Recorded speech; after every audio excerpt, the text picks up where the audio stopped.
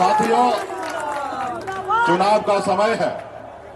ऐसे तो हर 5 साल में 2 बार चुनाव होता है, एक बार देश का प्रधानमंत्री बनाने के लिए और एक बार राज्य का मुख्यमंत्री बनाने का। लेकिन इस बार देश जो चुनाव है वो देश के प्रधानमंत्री बनाने का है। और साथ ही ये चुनाव बहुत खास है। खास इसलिए है साथियों क्योंकि हमारे देश का संविधान जो है वो खतरे में है साथियों। देश के लोकतंत्र व्यवस्था जो है वो खतरे में है साथियों। ये देश आपका है साथियों। आपके पूर्वज ने पौने 200 साल अंग्रेज से लड़ाई लड़ा, तब जाके ये देश आजाद हुआ साथियों। इस देश में आजादी से पहले अंग्रेज का शासन हुआ करता था। लाखों की संख्या में आपके पूर्वज ने लड़ाई लड़ा, बलिदान दिया, शहीद हुआ, उसके बाद ये देश आजाद हुआ साथियों। इसलिए साथियों ये देश आपका है, हमारा है, किसी का जागीर नहीं है। आजादी के बाद बाबा साहब भीमराव अंबेडकर ने हमें एक संविधान बना के दिए साथियों, हमें एक लोकतंत्र बना के दिए। उस संविधान में गरीब पिछड़ा दलित को सर उठा के जीने के लिए अधिकार दिया गया साथियों, अधिकार दिया गया। अगर बाबा साहब भीमराव अंबेडकर का अगर संविधान नहीं होता तो आज आपके बीच में एक मल्लाह का बेटा सीना चौड़ा करके आज बात नहीं रख सकता था साथियों। आज हमें इस आजाद भारत में हमें जो भी मिला है वो हमें बाबा साहब भीमराव अंबेडकर के दिए हुए संविधान से मिला है साथियों। लेकिन ये मोदी जी जो है ये मानते नहीं है संविधान को। इसलिए साथियों जरूरी है इनको बदलने का। आज देखिए देश में जितने भी सरकारी संस्थान थे सबको प्राइवेट किया जा रहा है, और जब वो प्राइवेट होगा तो गरीब पिछड़ा दलित का आरक्षण कहा जाएगा। कहीं ना कहीं आरक्षण खत्म हो रहा। आज बनी हुई सरकार को मोदी जी गिरा देते हैं। जो जनता का चुना हुआ सरकार होता है उनको अपने पैसे के दम पर गिरा देते हैं। किसी का बनाया हुआ विधायक को खरीद लेते हैं, सांसद को खरीद लेते हैं। इसलिए साथियों ये लोकतंत्र कहाँ है? आज चुनाव आयोग को अपने जेब में रखे हैं, ईडी सीबीआई को अपने जेब में रखे हैं। तो इसलिए साथियों ये लोकतंत्र हमारा खतरे में है। तो इसलिए साथियों आपको हमको लड़ाई लड़ने की आवश्यकता है। जैसे हमारे पूर्वज ने लड़ाई लड़ा था वैसे हमको लड़ाई लड़ने की आवश्यकता है। आज बताइए, एक गरीब मछुआरा परिवार में मैं जन्म लिया, ऐसे परिवार में जन्म लिया जहां एक रोज पिताजी मछली ना मारे तो दूसरे रोज घर पे खाना नहीं बनता। इतने गरीब घर में हम जन्म लिए। हम गरीबी से लड़ते लड़ते बॉम्बे जैसे शहर गए, वहां मेहनत की, मजदूरी की। 900 रुपए महीने पे मैं नौकरी करता था और नौकरी मेहनत के दम पर बॉम्बे में अपनी बेहतर जिंदगी जीने लगा, मुकाम को हासिल किया। फिर मैं मुड़ कर देखा तो मैं तो काफी आगे निकल गया हूं, लेकिन हमारा समाज बहुत पीछे रह गया है। लोग चांद पे घर बनाने के लिए सोच रहा है, लेकिन आज भी बिन बिलदान नुनिया मलाह चाहे तिहरबन पर इन निषाद का, अति पिछड़ा का, दलित भाई के लिए इस धरती पर रहने के लिए घर नहीं है। फिर मैंने बम्बई के ऐशोआराम जिंदगी को छोड़कर पिछले 10 सालों से मैं संघर्ष कर रहा हूं, अपने समाज के हक अधिकार के लिए लड़ाई लड़ रहा हूं। आज बताइए क्या मैं गुनाह कर रहा हूं? अपने गरीब लोगों के लिए लड़ाई लड़ना क्या देश में कोई गुनाह है? अब बताइए 2020 में संघर्ष करते करते हमने 4 विधायक बनाया। बिहार में बताया कि मल्लाह का बेटा सिर्फ मछली नहीं मारता है, एक विधायक और सांसद भी बना सकता है। ये बिहार को हमने बताया।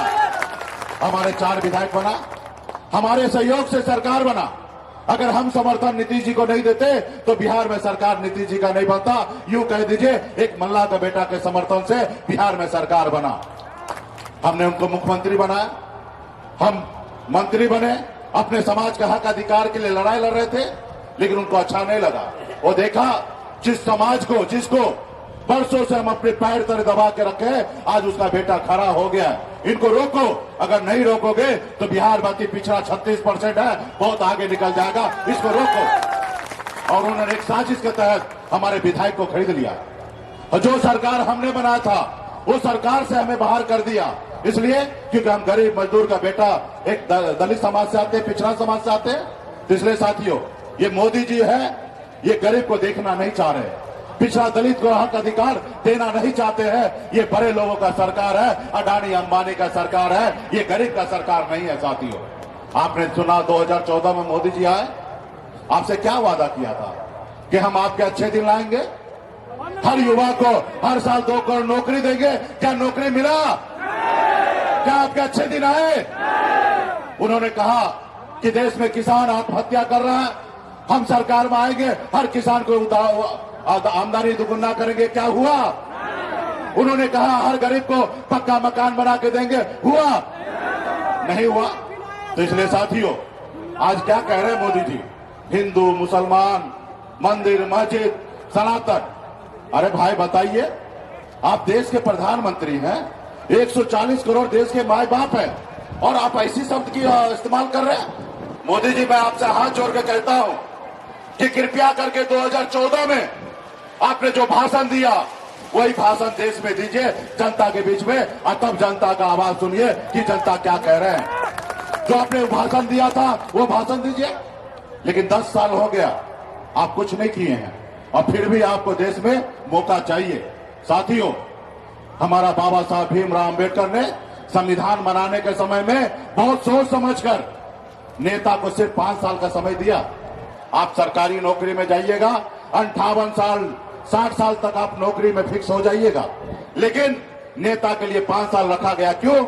क्योंकि उनको पता था कि नेता झूठ बोलेंगे, और जब नेता झूठ बोलेंगे तो जनता मालिक होगा, और जनता हिसाब किताब लेगा। साथियों, आज नेता मालिक नहीं है, जनता मालिक है। साथियों, नेता सेवक होता है, जनता मालिक होता है।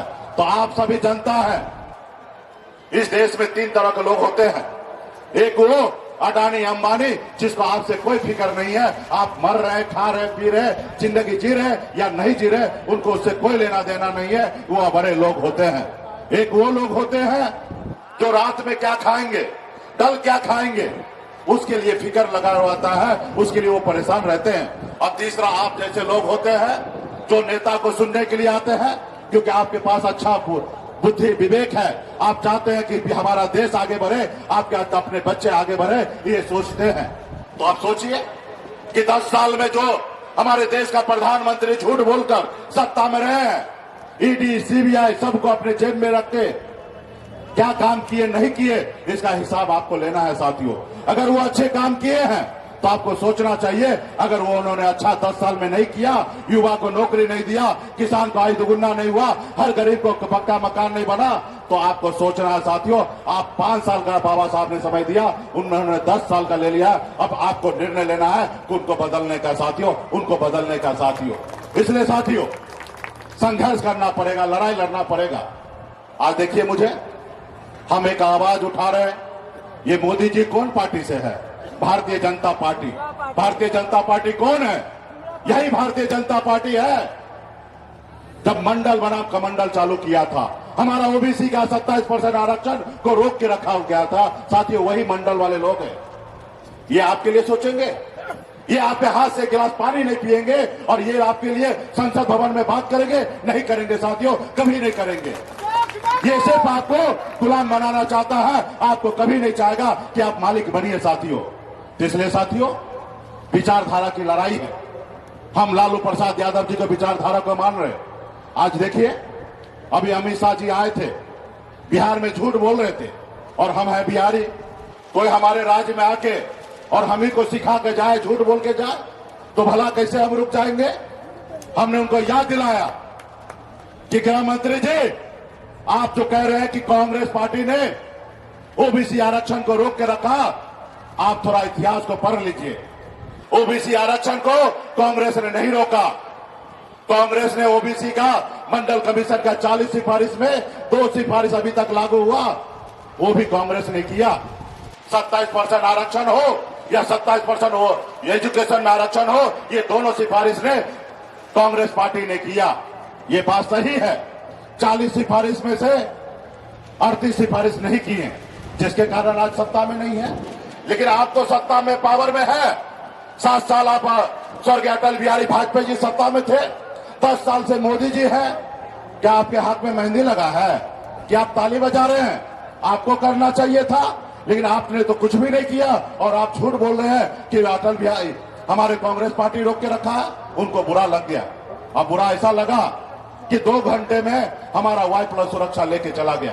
अब बताइए, ये देश का लोकतंत्र व्यवस्था है? क्या संविधान को मानते हैं? अरे भाई, Y+ सुरक्षा हमको क्यों मिला था? हमारे जान माल का खतरा था, इसलिए मोदी जी ने दिया था, भारत सरकार ने दिया। हमारी बात से आपको नाराजगी हो सकता है, लेकिन इसका यह मतलब कि आप हमारा सुरक्षा हटा लीजिएगा। तो मोदी जी, आप सुरक्षा ले लीजिए, मुझे कोई फर्क नहीं पड़ता है।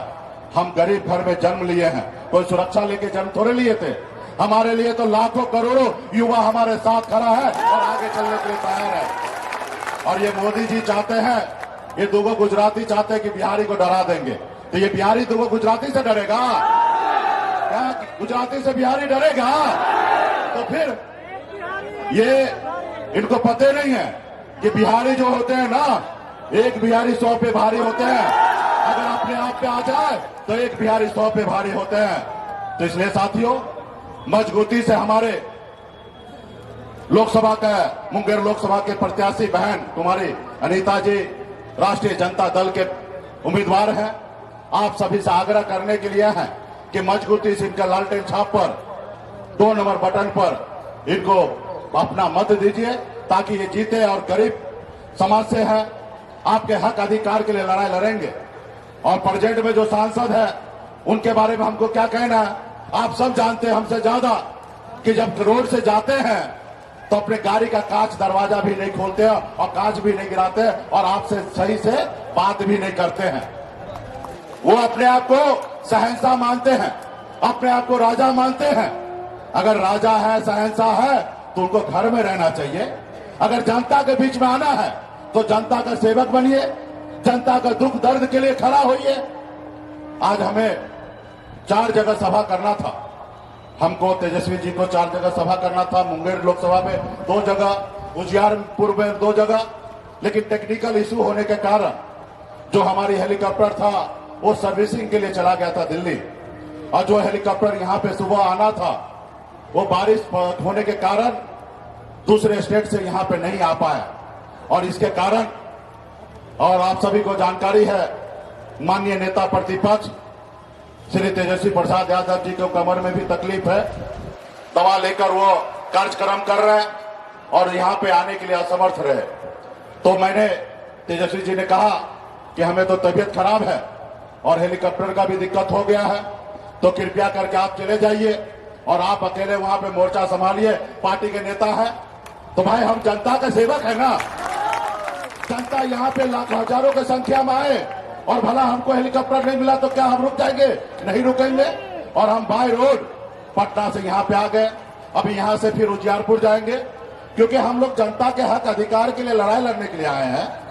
तो हम आपके बीच में आए, तो इसलिए तेजस्वी जी नहीं आए हैं, तो हम तेजस्वी जी से बात कराइए टेलीफोन पे ही, हम लोग भाषण आपको करवा देते हैं और वो आ जाते हैं। उनके कमर में थोड़ा दिक्कत है और लंबा हम लोगों को 25 दिन तक लड़ाई लड़ना है, शरीर भी स्वस्थ रखना है, ताकि हम बड़े मजबूती से ये 2 जो गुजराती है इनसे मजबूती से लड़ेंगे और बिहार में बताएंगे कि बिहार में चलने वाला नहीं है, ना चलवे बिहार में, ना चलवे बिहार में, सिर्फ बिहारी का चलेगा, कोई गुजराती का नहीं चलेगा साथियों। तो ये हमारे माननीय तेजस्वी जी आप लोगों के बीच में बात को रखेंगे। हेलो, हाँ, आप लाइन पे हैं। माननीय नेता प्रतिपक्ष हमारे तेजस्वी जी, अभी अगला आवाज उनका आप लोग सुनेंगे। हाँ, बोलिए। हाँ हाँ, बोला जाए जी, बोलिए, माइक में लगा हुआ है।